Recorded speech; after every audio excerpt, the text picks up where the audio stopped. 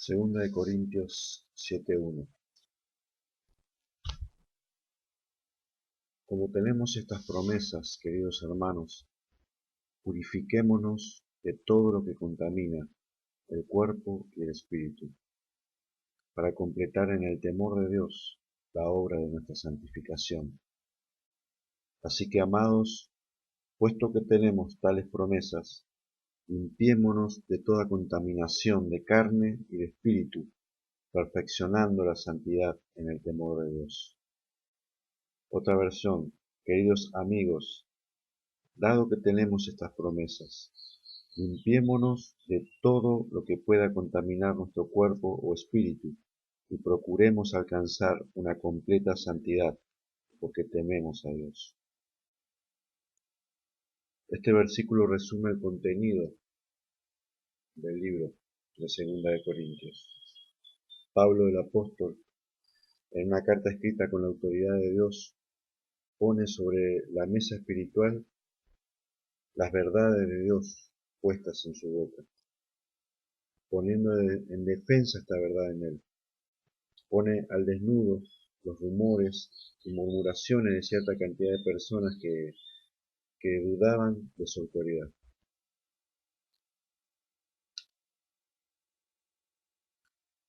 Es un versículo que resume este libro. Y Pablo pone en primer lugar las promesas de Dios.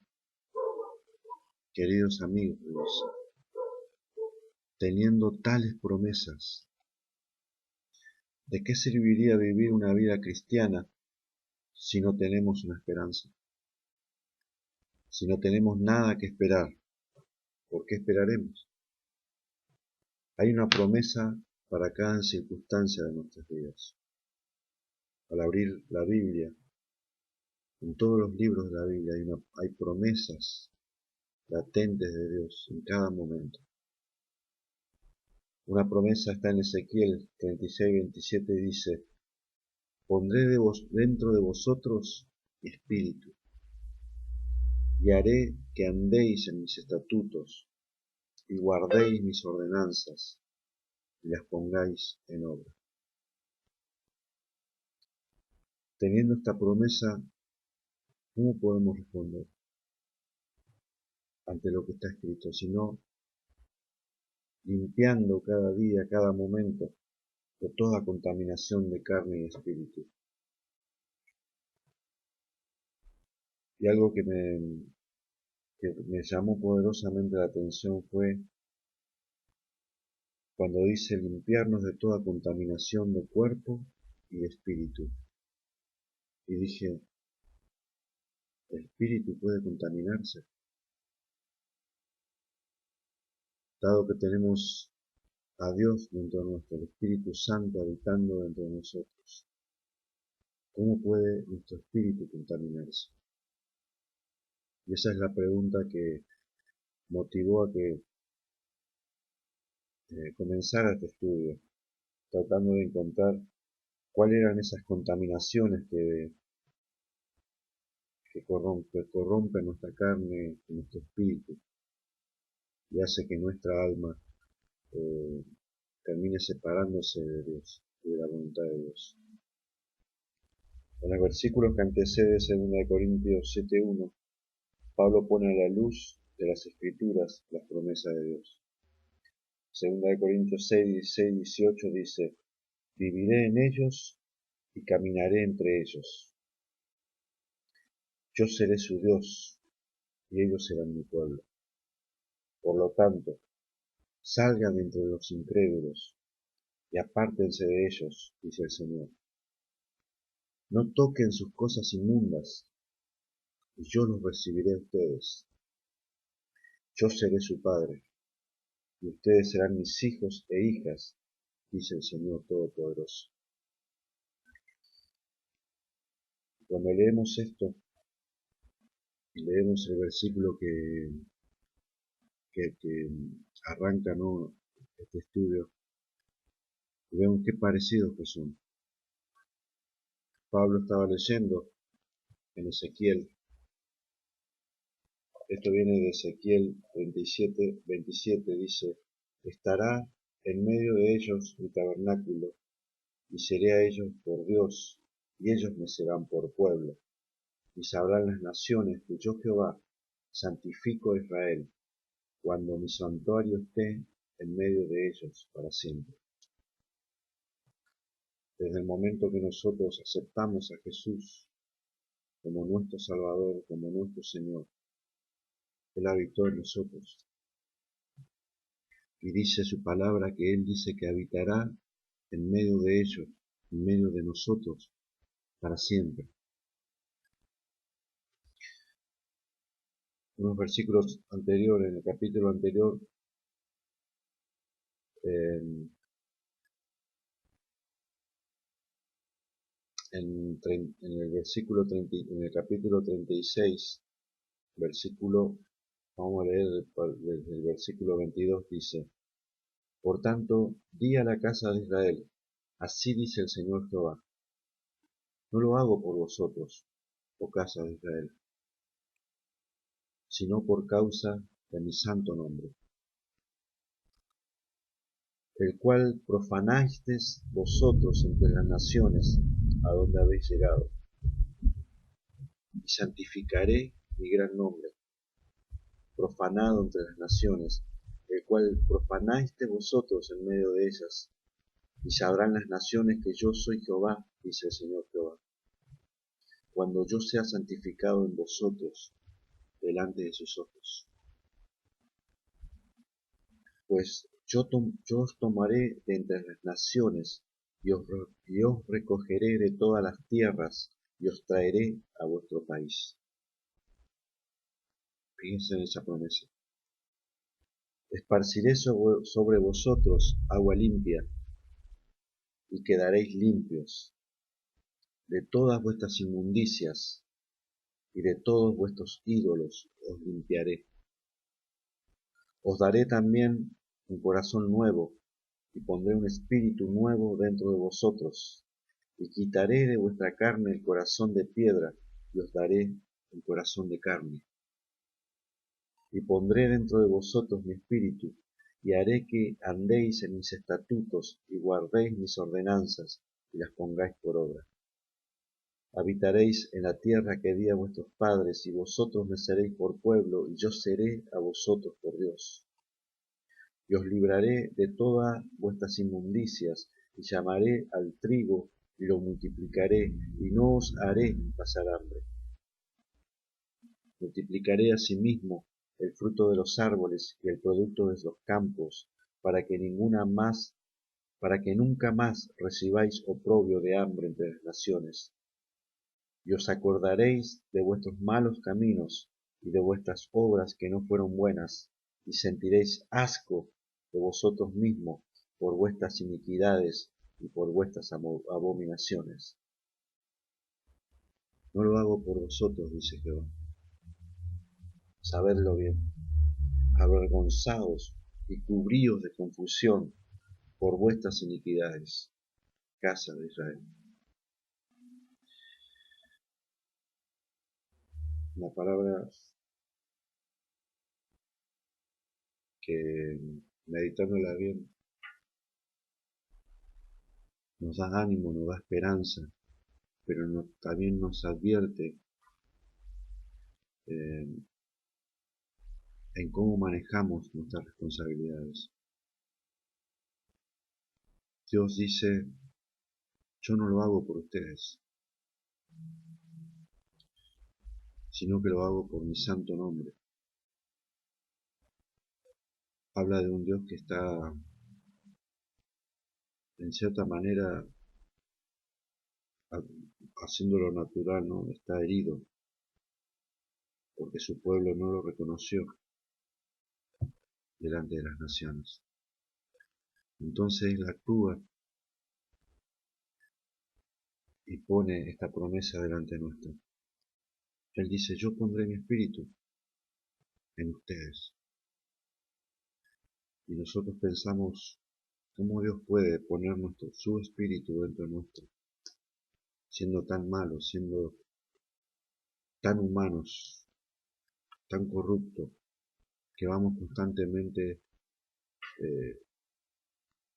caminando hacia el mal, caminando, pensando, hablando cosas malas y cosas corruptas. Sin embargo, Dios pone esa promesa que dice: yo pondré mi espíritu en ustedes, yo los haré andar en mis estatutos. Y cuando vemos cómo terminó el pueblo de Israel, un pueblo que por sus pecados, por sus iniquidades, por sus rebeliones, eh, fue llevado al cautiverio, fue sometido por las naciones. Sin embargo, hubo un hombre que se llamó Daniel, que respondió a esas promesas y oró delante de Dios. Y después, cuando se cumplieron los 70 años que Jeremías había predicho que el pueblo estaría en cautiverio, Daniel en una oración se hace responsable junto a su pueblo de sus pecados y sus iniquidades. Y eso produjo que Dios trajera nuevamente a su pueblo hacia la tierra que él le había dado. Eso también hizo que Israel dejara de adorar a los ídolos. Se afanó tanto en adorar a Dios que terminó yéndose al otro extremo, ¿no? Adorar a Dios y bueno, se llenaron de reglamentaciones, de tradiciones que se fueron transmitiendo hasta que cuando llegaron los tiempos de Jesús era tantos los reglamentos, tantas las cosas que debían hacer que se les hacía imposible poder cumplir con todo lo que estaba escrito en la palabra y lo que ellos habían puesto, ¿no?, por encima de esa ley.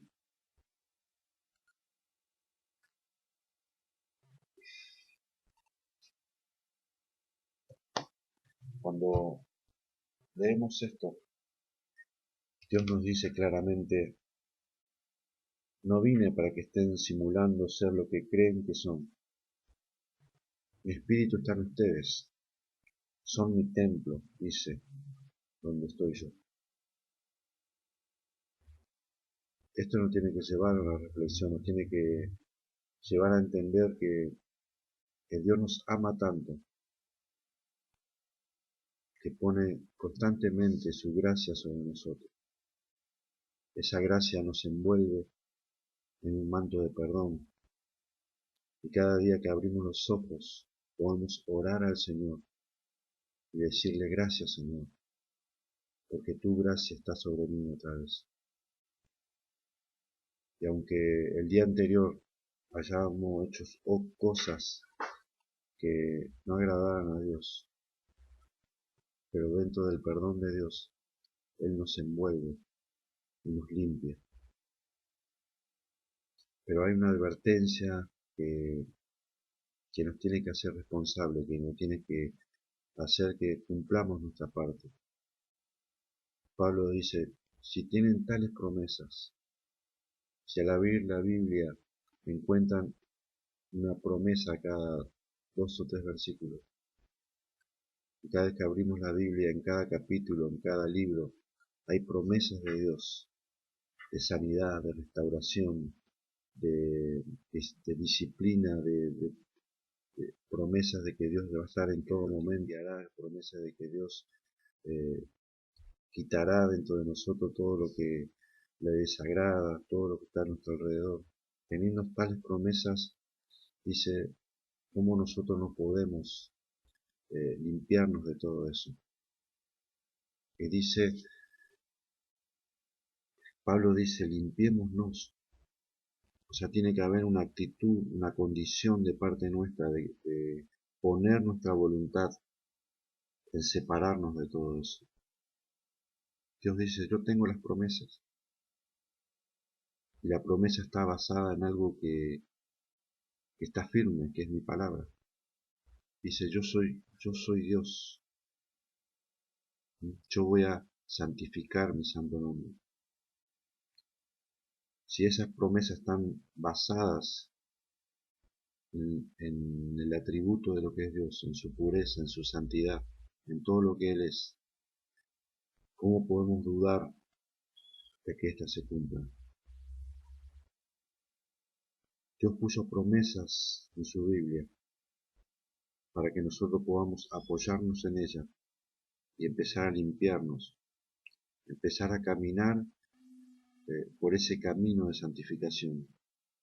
Porque ciertamente no es algo que se produzca en un día, no es desde el día que recibiste al Señor, tú fuiste santificado completamente, sino que hay un proceso que nos llevará a que cuando Él venga, Él encuentre una iglesia sin manchas, dice, preparada para que Él pueda llevarse. Que podamos entender esto, que podamos decirle a Dios, perdónanos Señor, perdóname Señor. Que empiece primeramente con una actitud individual, decir Señor, perdóname. Perdóname Señor por mis iniquidades, por mis pecados, por mis palabras, por todas aquellas cosas que hacen Señor que me separe de ti. Perdóname por no escucharte, por no ver Señor lo que tú ves, por darte la espalda, por cerrarte la puerta. Que realmente esa tristeza que quizás ves que Dios pone en nuestro corazón, porque como hijo de Dios sentimos dolor, sentimos tristeza cuando pecamos. Y eso es eh, lo que nos lleva a entender que Dios dice que Él puso sus estatutos, Él hará cumplir su ley en nosotros. Y el Espíritu Santo se entristece, se duele dentro nuestro. Y eso nos produce a nosotros la tristeza. Pablo dice que usemos esa tristeza para arrepentimiento, no como la tristeza del mundo que nos lleva a la muerte. No estemos dolidos o entristecidos y ese dolor termine separándonos más de nuestro Señor, que produzca amargura, que produzca resentimiento, que produzca eh, una separación más grande. Si yo pongo tristeza en tu corazón, dice el Señor, es para arrepentimiento. Antes del gozo viene el arrepentimiento. Que podamos, como Daniel, hacer esa oración por nosotros mismos y por el pueblo. Si cada uno de nosotros pudiéramos arrodillarnos delante de Dios en forma unánime, en forma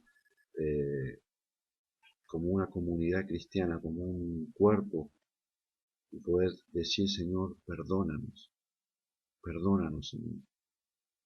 Que volvamos a construir ese altar que está destruido, que podamos piedra por piedra levantar ese altar para que tu fuego caiga otra vez.